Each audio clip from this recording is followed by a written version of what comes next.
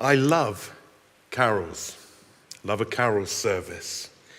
And carols are the sound of Christmas. They evoke nostalgia and emotion and expectation. And they tell the wonderful story. And they set the scene. And they frame our hearts. And they prepare us to prepare ourselves to meet with God. Now, the word carol is actually an ancient term, comes from a Latin word, corolla. And that was a word for a song and a dance played on a flute. The word in ancient times conjured up a sense of festivity and of party. And it should do so for us today. Sometimes carol services can seem a little bit kind of somber, a little bit slow, a little bit dour. But actually, this should be a real party because of what we're celebrating. But I've got to say that some carols have a rather sort of unique or oblique take on the Christmas story. They don't necessarily help us get to grips with it. They need the odd tweak. Let me offer a few. What about I saw 3 ships come sailing in on Christmas Day? How about that one? I've got to be honest, I think it's a little bit flaky. And the reason being that Bethlehem is 2,200 feet, 700 meters above sea level, and there's no water anywhere near it, no sea for a boat to approach. I was once actually flying to Israel at Christmas time to give some talks out there, and over the intercom, the captain actually said, "Is there a Dr. Melchior on the plane? Please could he report to the front?" I don't know if he was winding us up or not, Melchior being one of the 3 wise men according to tradition. But I think that carol needed a bit of a tweak. What about in the bleak midwinter? Snow on snow on snow. Except there wasn't any snow. It's never snowed in September. Jesus wasn't born in December, he was born in September, 6 months after John the Baptist, his cousin who was born in March. We know that. The shepherds still had their sheep out on the hills. Why? Because it was summertime. And in September in Israel, it's sweltering, over 30 degrees every day, and at night always, it never dips below 20. So Jesus was born not with snow on the ground, but sweat.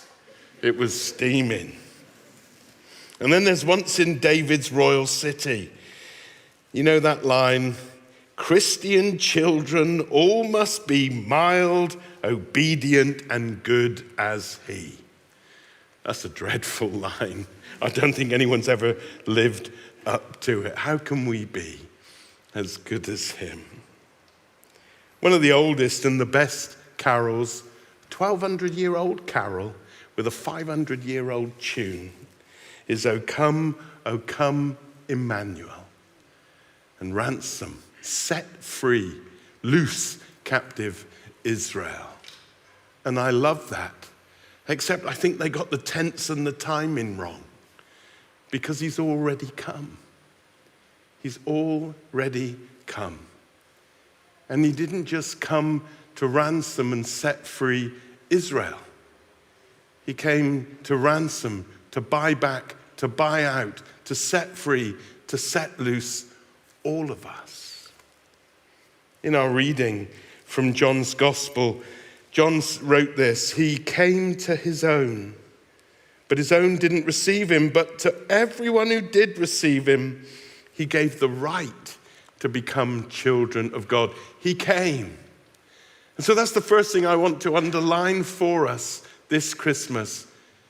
The King has come. He's already come.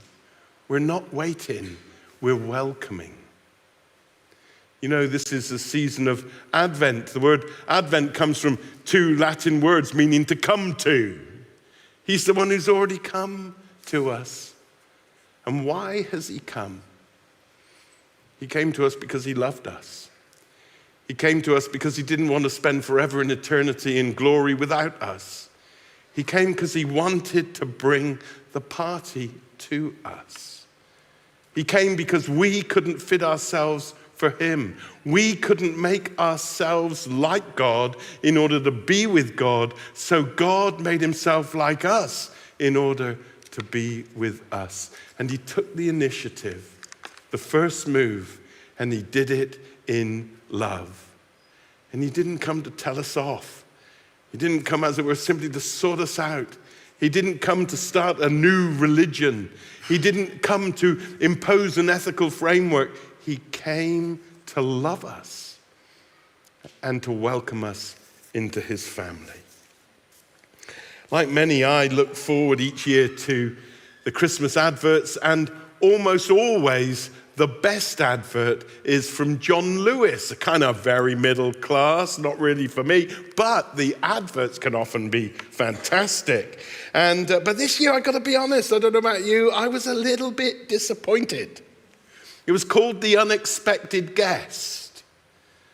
The Unexpected Guest. And I don't know if you remember, there was this young lad, and he's in a train, and he just sees a spaceship come down and land, and he goes out and has a look, and he finds where the spaceship has landed, and there's this young sort of female alien called Sky, and they hit it off, and then on Christmas Day, he's tucking into his meal, and he sneaks a bit of it into his pocket, and out he goes and feeds the alien, and then the music that is playing is "We Will Always Be Together, Forever in Electric Dreams," at which point the spaceship leaves.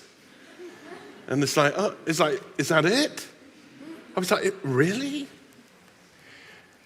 I read something that the advert producer, very gifted man, no doubt, said.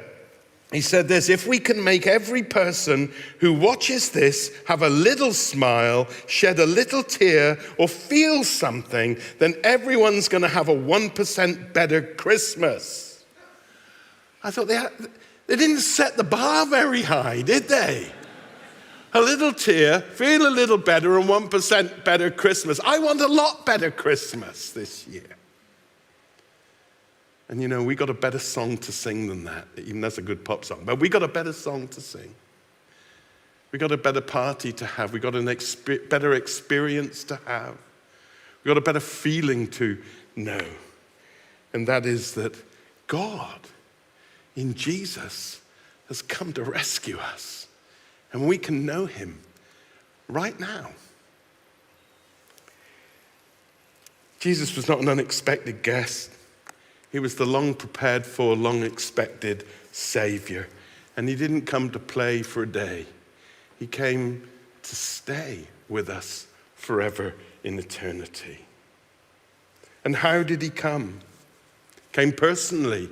Came as a person. Jesus is not a ghost. He's not an avatar. He's not an alien. He's not an angel. He is one of us. Just like one of us, except the eternal Son of God. He became fully one of us. He knows of what we are made. And he came miraculously. It would have had to be a miracle if God came. He can't meet us on our terms. And so God is contracted to a human zygote and placed inside, co-joined with human flesh and blood and DNA inside the Virgin's womb. What an extraordinary thing. But if God was coming, you'd expect it to be so. And he came historically 2 millennia ago. And the ancient Roman authorities, the ancient Jewish authorities testify to his coming and his birth in Bethlehem. And so important is it that our very existence is dated in time and space today from the point at which he came, 2021 AD, after the Lord turned up. And he came humbly. What a beautiful thing. God, the Lord of the universe, he doesn't come and swan around. He comes and is born of a humble family, an artisan family, and he's born in a stable and laid in an animal feeding trough. This is a God who comes to be with us and like us, comes right to the bottom so that everyone from the bottom to the top can feel welcome. How does he come? Our reading said he came full of grace. What does that even mean? Sounds a bit religious, but grace literally means gift. And he comes as God's gift, but he comes laden with gifts. Oh, Father Christmas just got one sack and a few on his sled, but the Lord comes with a gift for all people throughout time, and he comes with the greatest gift. My son Nathaniel, he's 21 now, but when he was 6, my wife Tiffany was called into school and told off because my boy had upset everyone in the class at Christmas and said, "Listen, there isn't a Father Christmas. My dad is Father Christmas." Well, I give my son gifts,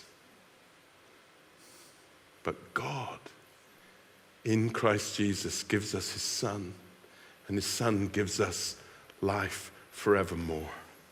And he came full of truth, our reading said. At Christmas, the truth becomes flesh.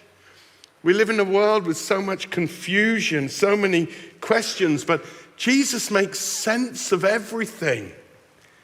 He is the universal theory of everything. He holds everything together, and he speaks the truth, and he lived the truth, and he is the truth, and he's the truth for us. Not one truth among many, the way, the truth, and the life. He doesn't need to be fact-checked. There's no spin, there's no PR, there's no doublespeak, there's no fake news with him. He's the truth. I encourage you, if you've never thought about it, examine him. Examine his life. Examine what he taught. Examine how others responded to him. He just shines like a star in the universe and in the history of humanity. Someone had to say the things that are recorded as him saying, and whoever said it knows everything about me and everything about you. And he came as the light of the world. He comes to dispel darkness. A lot of darkness in my life before I met him. There's still shadows, but he's the light of the world. And he comes, and the closer he comes, the more the shadows must retreat. What are the shadows in your life that need to be dispelled and to disappear? As he comes closer and shines his light, they retreat. I made a friend this year where the guy started coming to our church and listening and engaging, and in the end he realized the Lord was real, the Lord was there, and he wanted him, and he responded to him. He said yes to him. He came to him and he gave his life to him and wanted Jesus in his life. And I saw him the day that happened. He prayed a prayer. Stephen in a moment is going to lead us in the same prayer if you want to know him. And he was overwhelmed with joy. Tears and joy. And I went over to him and he said, "I'm all lit up." I didn't quite know what that meant. I went and had to look it up on Google actually. But I'm all lit up. It means he's fully alive. Fully alive. You know, we've got all these lights and candles and what have you. Jesus, when we welcome into our life, the light of the world lights up our life. And he came for all. He didn't just come for a few. He certainly didn't come for the good. He came for us all. Our reading said he came to his own, but his own did not receive him, but to as many, any and everyone who received him, to those who believed in him. How do you receive him? You believe in him. He gave the right to become children of God. He comes and we become. He came for all. He came for any. He came for whoever. It doesn't matter who you are, where you've been, how highborn or low. It doesn't matter. He's come for you. He so loved the world. And there are no exceptions. And there are no exclusions. And there's no burly bouncing angel at the door saying, "You're not welcome, go away." He opens the door to all who will come and says, "Come in." You know, we sing that hymn, "O come all ye faithful, joyful and triumphant." It's a rouser. But I don't always feel faithful. I haven't always lived faithful. I certainly don't always feel joyful, and I'm certainly not always triumphant. And yet he says, you come too. And he says to those who are unfaithful and miserable and broken, you come too. Doesn't matter who you are, where you've been, what you've done, what you've thought, you are welcome. He came for you, and he invites you to come to him. I need to finish. In Jesus' coming, we become who we're meant to be.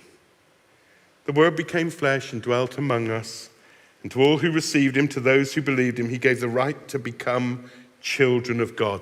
This is our destiny, to be brought into the family of God. It's why this planet exists. It's why life on this planet exists. It's why God configured it in that way, so that he would create people in his image and come to them and spend forever with them. I love that meme. It's an Instagram meme. I'm not on Instagram, but I read it somewhere, and it said this: you came along and my life became beautiful. That's fantastic, isn't it? A bit slushy, but fantastic. When Jesus comes along, our life becomes beautiful. So often our life is messed up, disordered, tangled, and he puts things right when we say come. I mentioned at the start that the word carol comes from a Latin word meaning a joyful dance played to the flute. I think that's fantastic. I don't know how many of you watched Strictly Come Dancing last night. I'm a big fan. I can't dance, but I'm a big fan of watching it.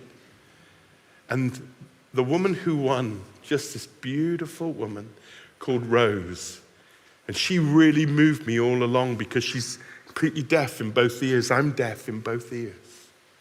So I was really moved, and yet she was the most amazing dancer, in touch, somehow able to feel and move and respond. And it was poetry.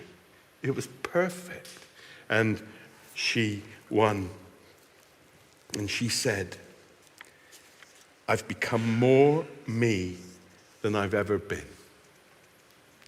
I've become more me than I've ever been. And Jesus comes not to do away with us, but actually to transform us and to make us fully alive, all lit up, and who we're meant to be. Jesus reaches out to us and says, come dancing with me. And how do we do that? We say, yes, I believe in you, I trust in you, and I welcome you.